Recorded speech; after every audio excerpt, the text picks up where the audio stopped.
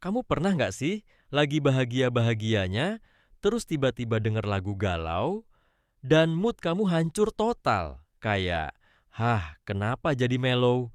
Musik tuh kayak remote, dan kadang yang megang itu bukan kamu. Bahkan, ada musisi yang suka mainin simbol aneh, nggak tahu buat keren, atau buat nunjukin sesuatu. Tapi satu hal pasti, musik punya pengaruh yang jauh lebih dalam daripada yang kelihatan. Musik bukan cuma soal nada yang enak di kuping. Dia adalah alat pemicu emosi paling cepat yang manusia kenal. Saat suara dari lagu masuk lewat telinga, otak langsung bereaksi. Bukan cuma bagian pendengaran yang aktif, tapi juga area yang ngatur emosi, kenangan, sampai gerakan refleks. Makanya, meski kamu lagi nggak mikirin apa-apa, satu lagu bisa bikin hati kamu bergetar, mata panas, atau tiba-tiba pengen lompat-lompat semangat. Musik itu kayak tombol otomatis yang langsung nyalain suasana hati tanpa perlu logika. Menurut James Clear dalam Atomic Habits, setiap kebiasaan dimulai dari sebuah pemicu. Nah, musik seringkali jadi pemicu itu. Misalnya, kamu lagi bete, lalu denger lagu favoritmu, otomatis kamu jadi lebih rileks. Atau sebaliknya, kamu udah bahagia, tapi lagu galau tiba-tiba menyeretmu balik ke memori yang pahit. Tanpa sadar, kamu udah membiarkan musik mengarahkan mood kamu, dan karena diulang terus, otakmu terbiasa meresponsnya dengan cara yang sama. Inilah kenapa musik bisa jadi alat untuk mengatur, atau justru mengacaukan, emosi kamu sehari-hari. Yang bikin ini makin menarik, atau menyeramkan, otak akan selalu cari jalan tercepat buat merasa sesuatu. Dan musik, karena udah kamu latih sebagai pemantik mood, jadi jalur pintas yang ampuh. Jadi, waktu kamu nyalain lagu sedih pas lagi kosong, bukan sekadar buat menemani, tapi kamu sedang memicu ulang kebiasaan emosi yang kamu bangun sendiri. Tanpa sadar, kamu mengizinkan lagu itu jadi pengendali suasana hatimu. Dan disinilah efek musik mulai kelihatan jelas. Karena otak kamu enggak memperlakukan semua lagu dengan cara yang sama. Musik yang ceria, cepat, penuh ritme, langsung memicu pelepasan dopamin, hormon bahagia yang bikin kamu semangat dan ngerasa hidupmu lebih ringan. Lagu-lagu kayak gini biasanya bikin jantungmu berdetak lebih cepat, badan ikut bergerak, dan suasana hati langsung berubah drastis. Bahkan menurut riset dari Harvard Medical School, musik ritmis juga mengaktifkan area motorik otak yang bikin kita spontan goyang, tepuk tangan, atau sekadar mengangguk mengikuti beat. Tapi begitu temponya melambat dan liriknya mulai menyayat, otak kamu juga ganti mode. Lagu mellow atau galau membuka akses ke amigdala, bagian otak yang menyimpan emosi dan trauma masa lalu. Dan karena musik nyambung erat sama memori, satu lagu bisa tarik kamu kembali ke momen-momen yang bahkan udah lama kamu pendam. Ini bukan cuma nostalgia, ini semacam waktu emosional yang bisa bikin kamu terseret ke dalam versi terdalam dari dirimu. Itulah kenapa kamu bisa merasa sedih, meskipun sebenarnya enggak ada yang salah di hidupmu saat itu. James Clear di Atomic Habits bilang, otak menyukai kebiasaan karena tidak perlu berpikir keras. Nah, begitu kamu udah sering dengar lagu sedih saat galau, otak akan otomatis menjadikan lagu galau sebagai rute cepat menuju kesedihan. Kamu enggak butuh alasan untuk murung. Cukup dengerin lagunya dan semuanya mulai runtuh pelan-pelan. Dan ini yang bahaya. Kamu bisa masuk ke pola emosi otomatis yang sulit dihentikan. Hanya karena satu lagu yang kamu pikir aman. Kalau kamu merasa lagu galau tertentu kayak punya kekuatan magis buat bikin kamu mellow dalam hitungan detik, itu bukan sugesti semata. Itu pola yang kamu bentuk sendiri secara konsisten. Dalam Atomic Habits, James Clear menjelaskan bahwa Kebiasaan terbentuk karena pengulangan dalam konteks yang sama. Nah, setiap kali kamu lagi sedih, lalu muter lagu yang sama, kamu secara nggak sadar bikin otak kamu belajar, sedih, dengerin lagu ini. Dan karena kamu ulang terus, lagu itu jadi pintu masuk otomatis ke perasaan sedih. Walaupun kamu sebenarnya udah enggak berada di situasi yang menyedihkan lagi. Lama-lama, ini bukan cuma soal lirik atau nada. Lagu itu jadi simbol, semacam shortcut emosional yang narik kamu masuk ke rasa yang sama berulang-ulang. Parahnya, semakin kamu nyaman dengan itu, semakin kamu ngulang polanya. Kamu bilang kamu butuh lagu ini buat pelampiasan, padahal yang sebenarnya terjadi adalah kamu terjebak dalam kebiasaan emosi yang kamu pelihara sendiri. Rasanya familiar, menyakitkan, tapi juga anehnya menenangkan. Inilah sisi gelap dari musik yang jarang disadari. Lagu galau yang kamu pikir bikin kamu lega, bisa jadi justru memperpanjang luka. Karena seperti yang dikatakan James Clear, setiap kebiasaan adalah loop, pemicu, rutinitas, dan hasil. Dan kalau hasilnya bikin kamu terus-terusan tenggelam dalam perasaan yang sama, mungkin sekarang saatnya kamu nanya, ini masih healing atau udah masuk jebakan? Coba perhatiin deh, kenapa waktu kamu dengerin lagu upbeat atau beat EDM, kaki kamu mulai ngetap sendiri, bahu ikut goyang, atau kepala ikut manggut-manggut, padahal enggak ada yang nyuruh.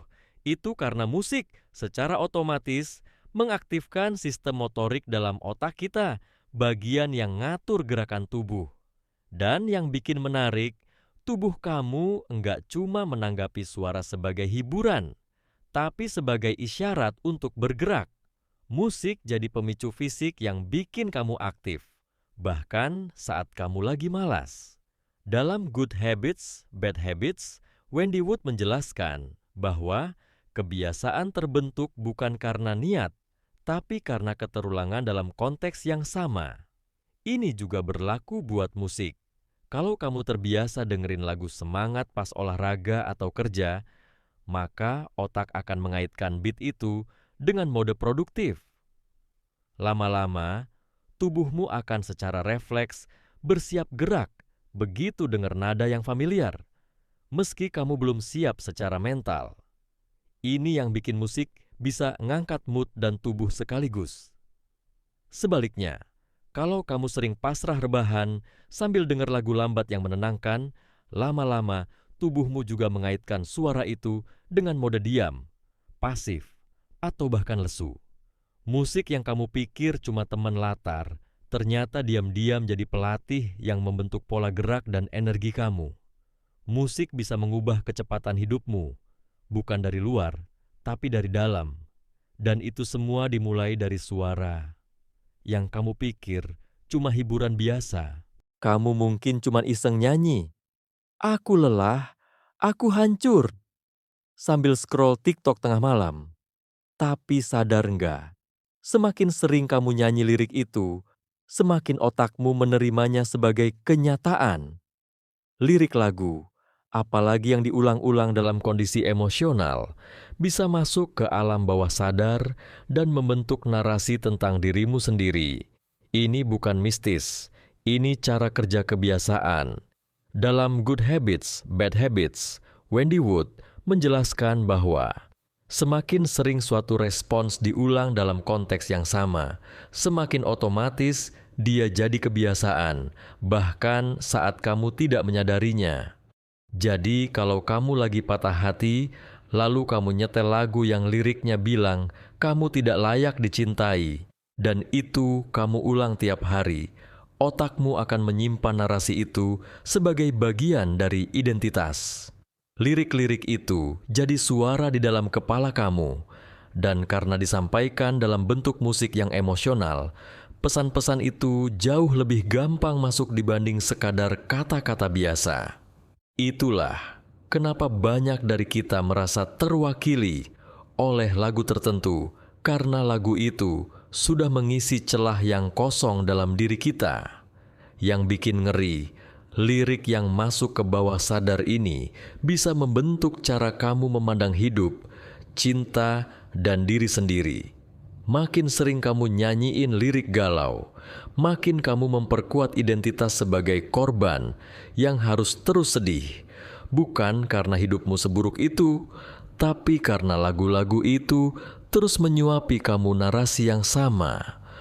Musik bukan cuma membentuk suasana hati, tapi juga bisa menulis ulang cerita yang kamu percaya tentang dirimu sendiri. Coba lihat konser atau festival musik besar.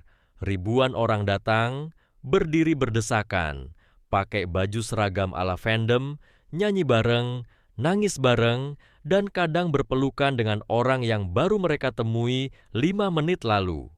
Kenapa bisa segitunya? Karena musik bukan lagi sekadar hiburan, dia sudah jadi simbol identitas sosial. Orang-orang datang bukan cuma buat menikmati musik, tapi buat merasa satu frekuensi dengan yang lain.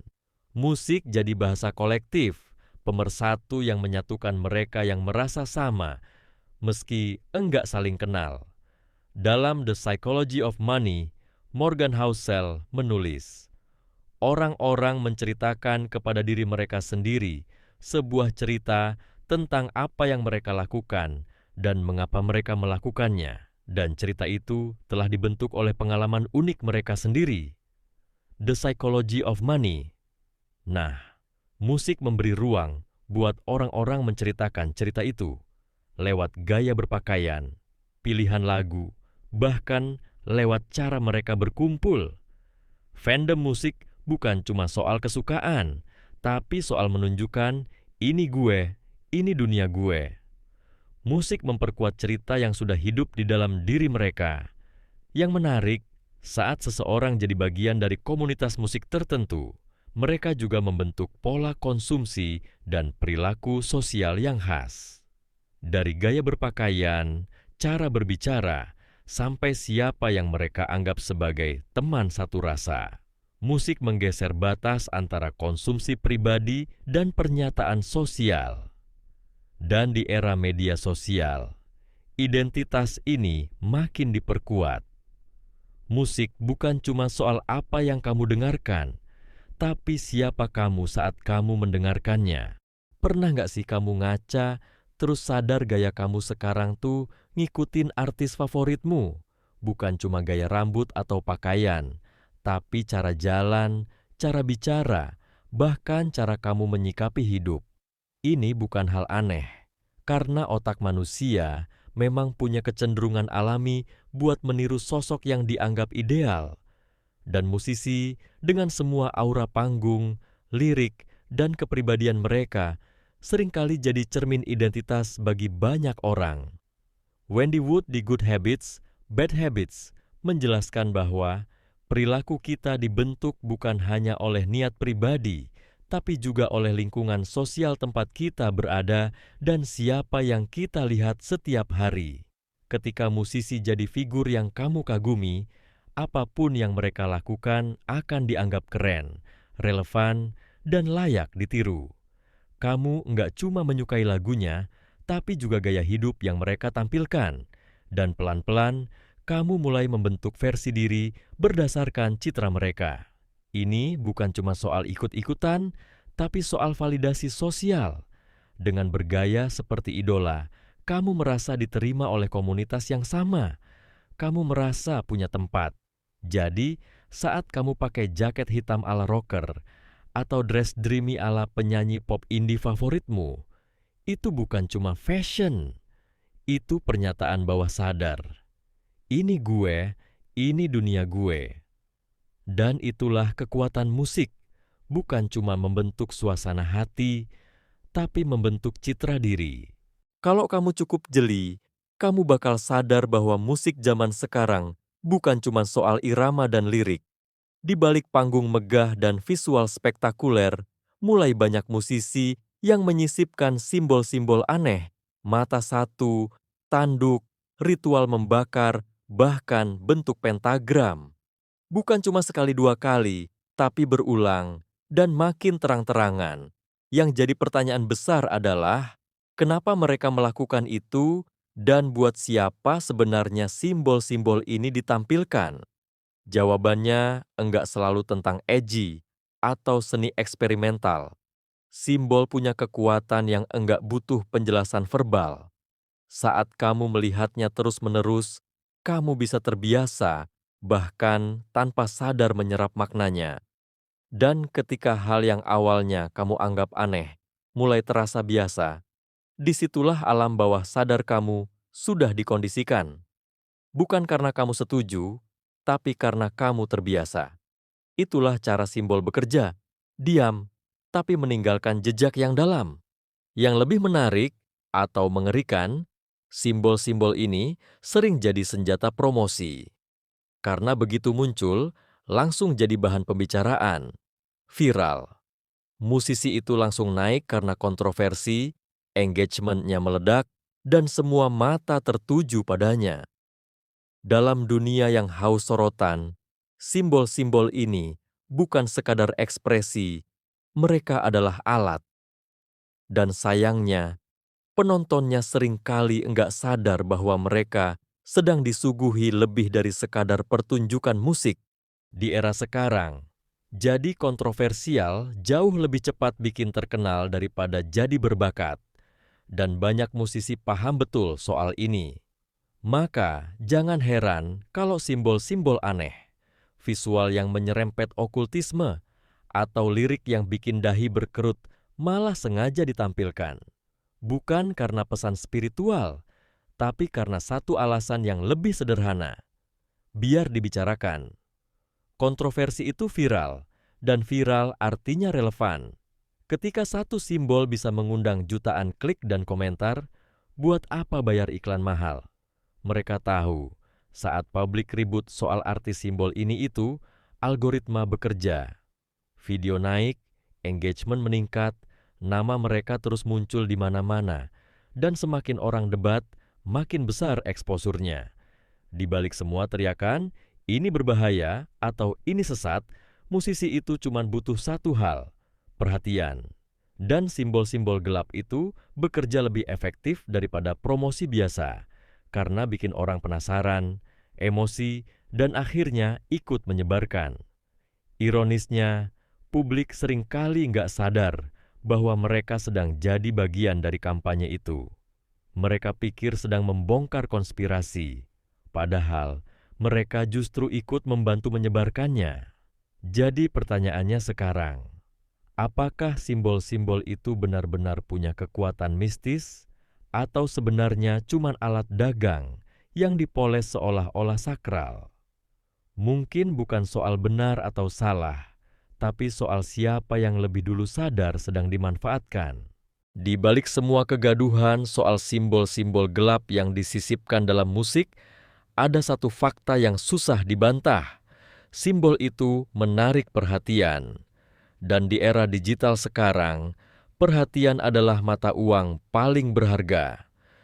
Begitu satu musisi tampil dengan lambang misterius atau adegan panggung yang mengundang tanya, internet langsung bergerak.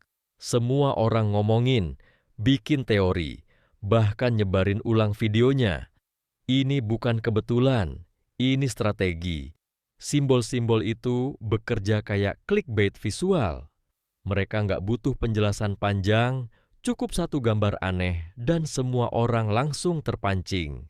Musisi yang paham cara kerja algoritma tahu mereka enggak harus ngejelasin apa-apa, cukup kasih sedikit kontroversi, biarkan publik yang membesarkan. Dan ketika video mereka dibanjiri views dan komentar, mereka enggak peduli lagi apa dibicarakan secara positif atau negatif. Yang penting, semua mata tertuju pada mereka. Inilah cara paling cepat untuk tetap relevan, tanpa perlu rilis lagu baru tiap minggu. Cukup satu simbol, satu momen viral, engagement naik, dan nama mereka tetap hidup di feed semua orang. Suka atau enggak, ini dunia tempat visual memancing emosi, dan emosi mendatangkan traffic. Simbol jadi senjata paling ampuh, karena di zaman yang haus perhatian, keanehan adalah iklan terbaik. Di satu sisi, Musik punya kekuatan menyembuhkan. Banyak orang pakai lagu sebagai pelarian dari stres, kecemasan, bahkan trauma. Musik yang tepat bisa menenangkan pikiran, memperlambat detak jantung, dan bikin kita merasa lebih terkoneksi dengan diri sendiri.